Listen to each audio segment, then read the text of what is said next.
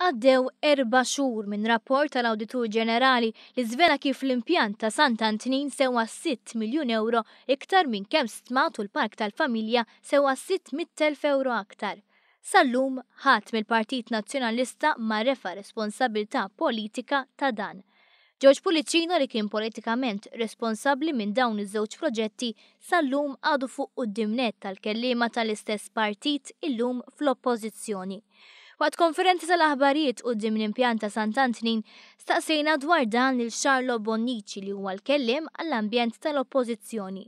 Bonnici ħarab b'dan il-mod mill-mistoqsija tagħna. Naħseb aħna ġejna hawnhekk biex nistaqsu dwar l-operat tal-lum. Meta staqsejnih dwar min kellu jerfa' responsabilità politika da dawn il-varjazzjonijiet fil-bini tal-impjant u l-park, Xarlo Bonnici jagħmel bħalma għamel Clyde Puli fuq il-kwistjoni tal-emerġenza f'Mater Dei. Qal li jissa huwa l-Gvern Laburista li jrid jerfa' ir-responsabilità. Nut li teqpa' twaħħal f'taqablek u ġib l-iskużi tar-rapporti kontra rapporti biex imbagħad inti issa għandu responsabilità u jrid issib is-soluzzjonijiet hu. Insistejna dwar ir-responsabilità ta' George Pulicino li kien responsabbli politikament mit-tmexxija tal-Waste Serve dak iż-żmien. Bonnici iddefendih. Ma tħoss li George Pulicino għandu jerfa' xi responsabilità politika?